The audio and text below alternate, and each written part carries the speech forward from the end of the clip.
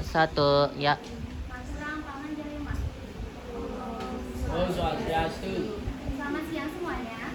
Selamat Ya. Jadi hari ini kelompok kami yaitu kelompok Pulau Jawa hari ini akan mempresentasikan tugas yang sudah kami buat dan diskusi yang telah kami lakukan. Tapi sebelum itu, mohon izin untuk memperkenalkan kelompok kami terlebih dahulu. Perkenalkan, nama saya Desa Putri Nadia Pratiwi, nomor absen 3, dan rekan saya. Nama saya Kadevina Juliantari, absen 13. Nama saya Lutfi Maharani, absen 24. Nama saya Kamalia Angkeni, nomor absen 13.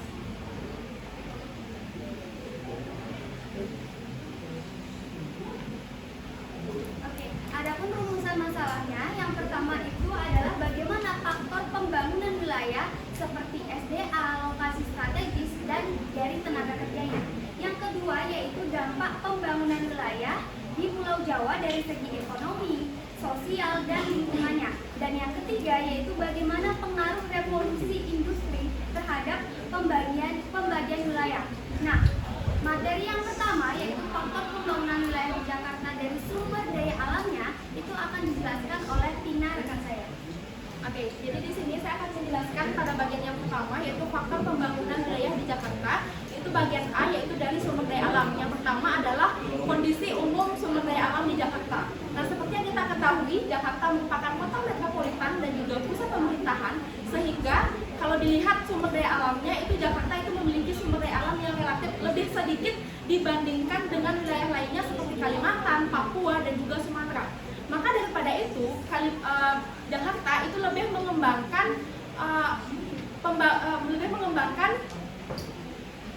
kegiatan-kegiatan yang tidak berfokus pada pemanfaatan sumber daya alam. Contohnya seperti pengembangan teknologi, kemudian sumber daya manusia, kemudian pendidikan, dan lain sebagainya. Kemudian untuk yang kedua yaitu sumber daya laut dan juga pesisir. Nah, Jakarta itu terletak di pesisir utara Pulau Jawa sehingga memiliki koneksi langsung dengan Laut Jawa. Nah, untuk kondisinya di pesisir Jakarta itu mengalami abrasi dan juga kenaikan air laut sehingga kondisinya itu semakin menyempit. Kemudian untuk sumber daya alam itu ada perikanan dan juga budidaya laut dan juga memiliki pelabuhan yang besar yaitu Pelabuhan Tanjung Priok yang merupakan pusat aktivitas logistik yang bisa menghubungkan secara nasional maupun internasional. Kemudian yang ketiga yaitu sumber daya lahan.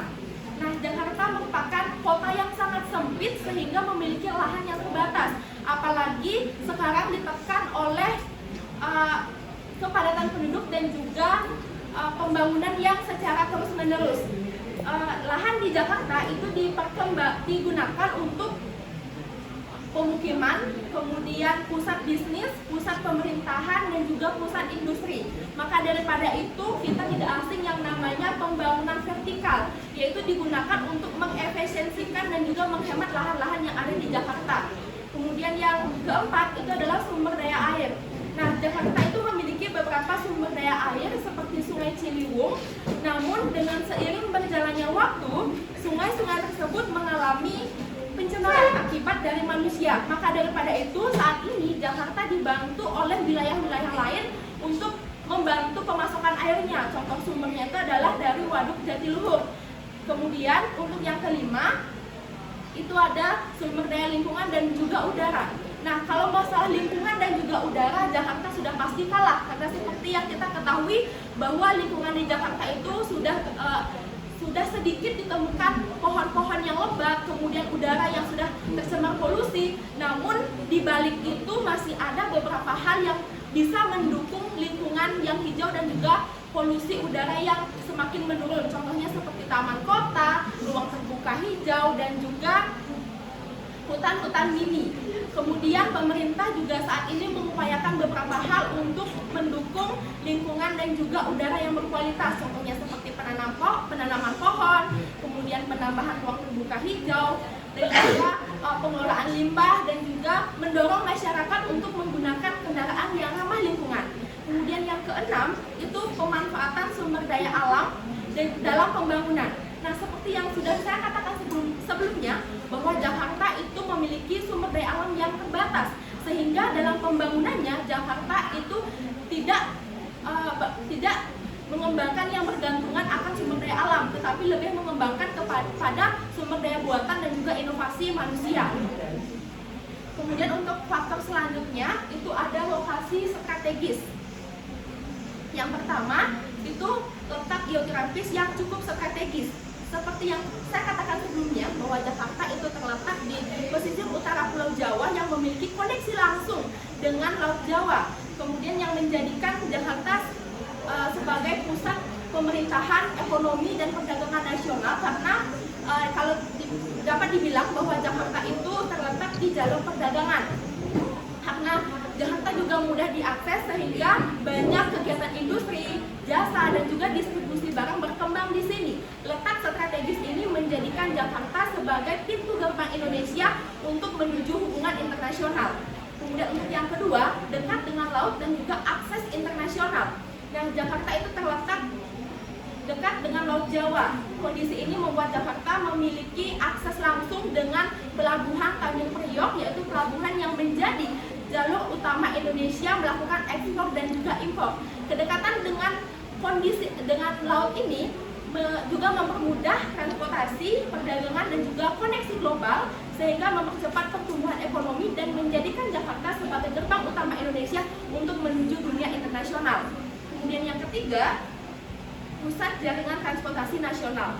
Jakarta berfungsi sebagai pusat jaringan dan transportasi nasional yang menghubungkan ke berbagai antar wilayah. Di kota ini terdapat bandara, terminal bus, pelabuhan besar, dan juga beberapa jaringan kereta api yang saling berintegritas.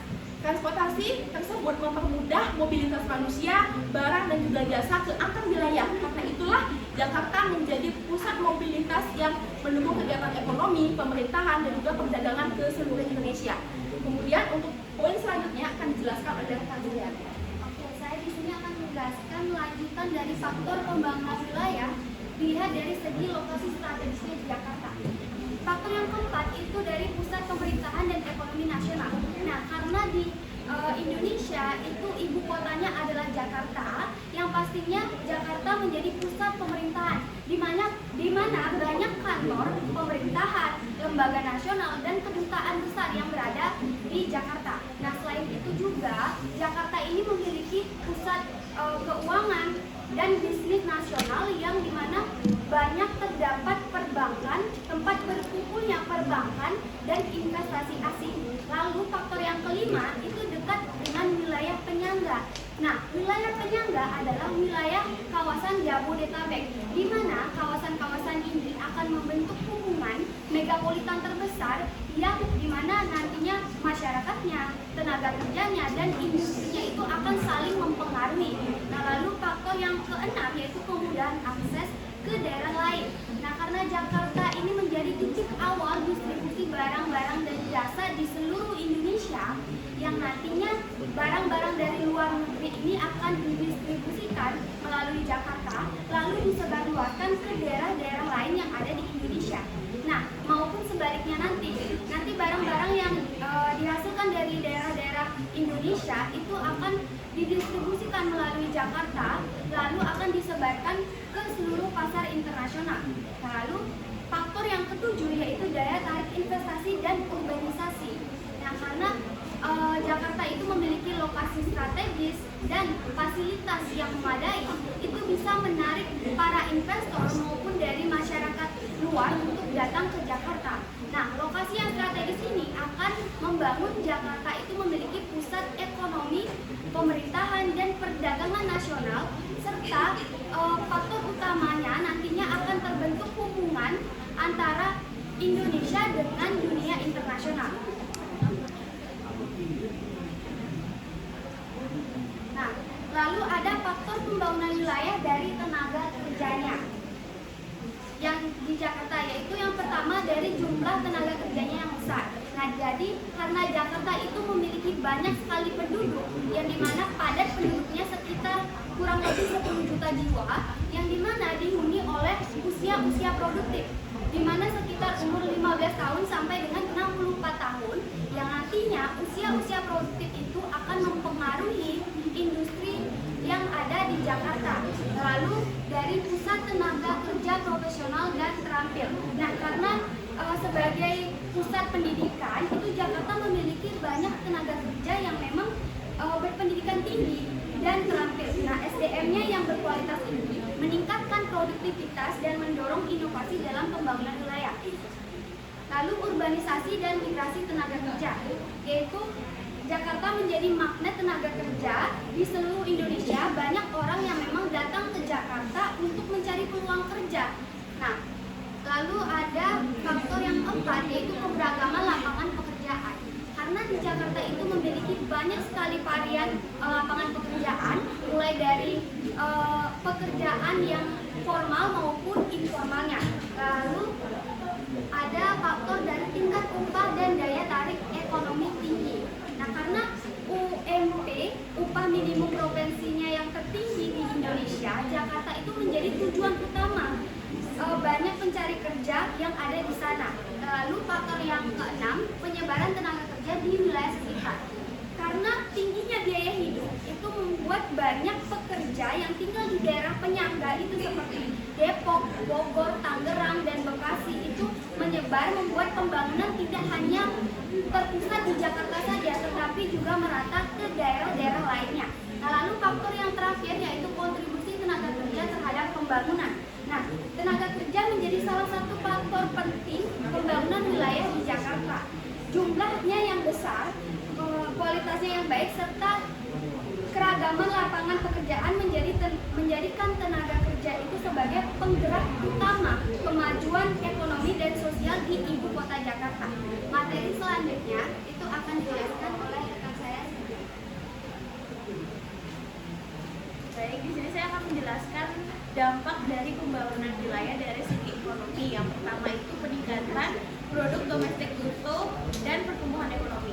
Dengan adanya pertumbuhan wilayah ini pasti akan meningkatkan aktivitas ekonomi di suatu wilayah tersebut, sehingga produksi barang atau jasa itu akan meningkat, sehingga berdampak pada nilai bruto, berdampak pada nilai produksi domestik bruto. Dan hal ini menunjukkan bahwa pertumbuhan ekonomi semakin naik, sehingga masyarakat di sana itu bisa menaikkan taraf hidup mereka. Kemudian yang kedua, menciptakan lapangan pekerjaan seiring dengan bertumbuhnya industri dan sektor lainnya seperti transportasi dan akomodasi. Terus ada pun dampak negatif yang dihasilkan, yaitu kemacetan parah yang menyebabkan kerugian ekonomi. Kemacetan ini bisa merugikan. Kenapa? Karena kan dari kemacetan itu kita bisa rugi di waktu, yaitu di perjalanan. Kemudian kerugian yang kedua yaitu kerugian di bahan bakar kendaraan. Terus yang kedua yaitu biaya kesehatan yang meningkat akibat polusi udara. Dengan kemacetan tadi pasti akan menimbulkan polusi udara, sehingga biaya kesehatan masyarakat di sana itu akan bertambah ketika mereka itu terkena polusi udara pada pernapasan mereka.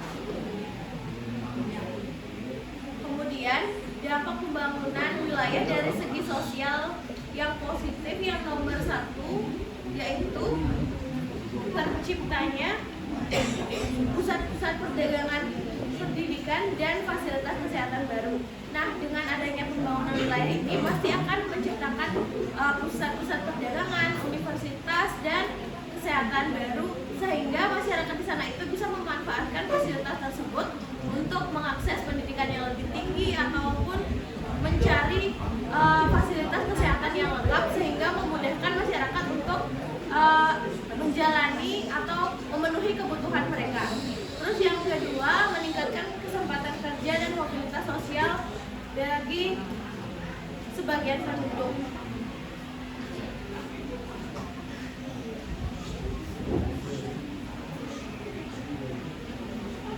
Kemudian dampak dari segi lingkungan, yaitu yang pertama yang positif, yaitu peningkatan kualitas lingkungan melalui pembangunan berkelanjutan.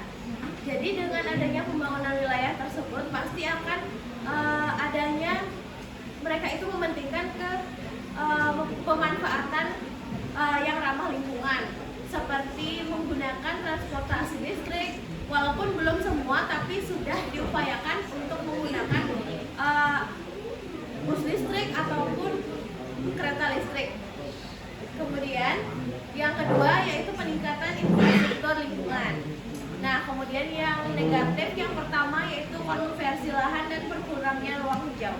Dengan pembangunan wilayah ini pasti akan mengurangi adanya ruang hijau atau lahan hijau di suatu wilayah tersebut karena dibangunnya seperti misalnya perusahaan ataupun bangunan-bangunan lainnya. Kemudian yang kedua, polusi udara yang semakin buruk dan berdampak pada kesehatan masyarakat. Ya. Oke, untuk selanjutnya di sini saya akan menjelaskan pengaruh revolusi industri terhadap pembangunan wilayah di Jakarta. Itu yang pertama ada pertumbuhan ekonomi dan industri, terutama pada revolusi 4.0 itu ada adanya perusahaan teknologi, ekonomi kreatif dan juga startup di Jakarta. Jakarta juga menjadi pusat ekonomi digital Indonesia dan juga dari hal tersebut itu akan meningkatkan lapangan pekerjaan serta peningkatan pendapatan pada daerah di Jakarta.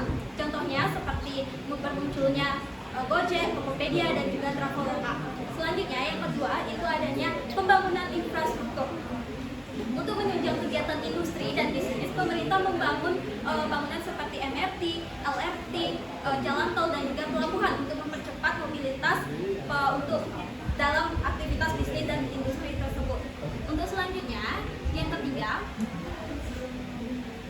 itu adanya urbanisasi dan perkembangan wilayah. Dari hal tersebut banyak masyarakat dari daerah lain yang datang ke Jakarta untuk bekerja dan itu akan meningkatkan polusi udara dan juga kemacetan dan peningkatan penduduk di Jakarta. Tapi dampak positifnya itu di Jakarta akan mengalami perkembangan yang pesat. Untuk selanjutnya yang keempat itu adanya perubahan sosial dan lingkungan.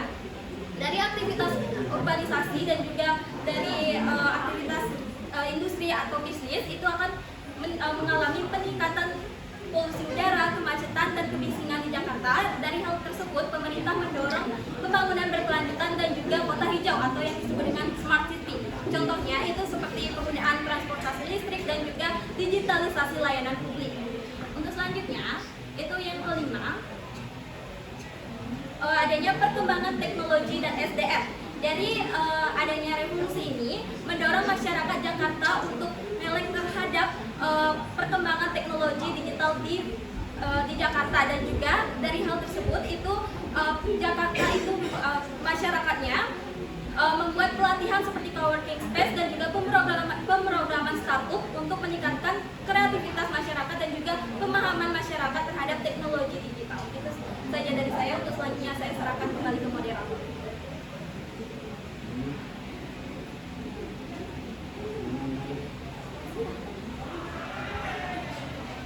Oke, baik, itu saja tadi presentasi dari kelompok kami. Apabila ada salah kata kami mohon maaf dan sekian, terima kasih. Kami aturang para saja.